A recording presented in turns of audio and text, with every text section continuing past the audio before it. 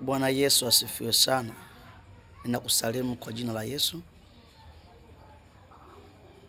Kwa jina naitwa mchungaji na nabii Yohana Kakulukulu. Nachunga kanisa la Bethel House of God lililoko Yombo Kilakala. Naomba nikushirikishe baraka ya utoaji, hasa wewe unanifuatilia katika channel ya YouTube.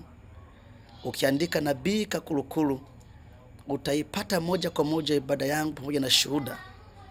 Na wewe unaipokea uponyaji kupitia channel hii ya YouTube ya nabii Kakulukulu, naomba nikushirikishe baraka ya utoaji. Baraka, kuna nguvu ya kutoa, kuna nguvu ya kutoa. Nguvu ya kufanikiwa ipo katika utoaji. Hakuna mtu awaye yote aliyefanikiwa pasipo kutoa, ila kuna nguvu katika utoaji. Ukisoma kitabu cha Mwanzo, Biblia inasema ya kwamba ndipo Abili na Kaini Kaini akapeleka sadaka mbele za Bwana na Habili akapeleka sadaka mbele za Bwana. Habili akatoa sadaka ya kumpendeza Mungu na Mungu akambariki na akamuinua.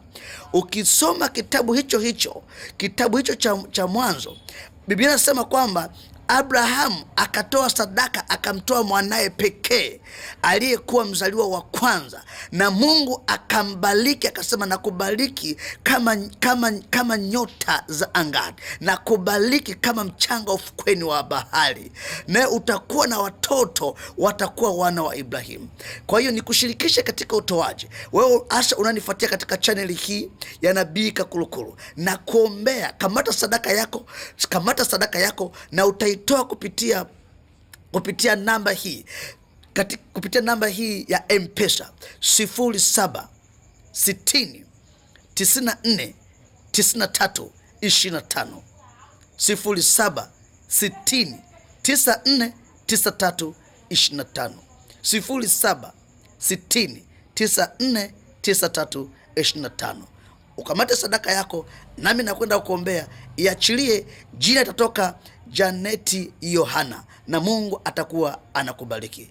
Baba, katika jina la Yesu ninakushukuru kwa ajili ya kijana huyu, kwa ajili ya mama huyu, kwa ajili ya baba huyu. Tazama mateso na shida aliyokuwa nayo. Mungu, kupitia sadaka yake na kwenda kuipokea katika madhabahu ya Adonai, Mungu ukamuwezeshe, ukamuinue, ukamponye na ukampandishe na ukamwangazie katika maisha yake. Ikajulikana alipotoa, Bwana ametoa kwako, katika jina la Yesu naomba na kushukuru. Sema amen.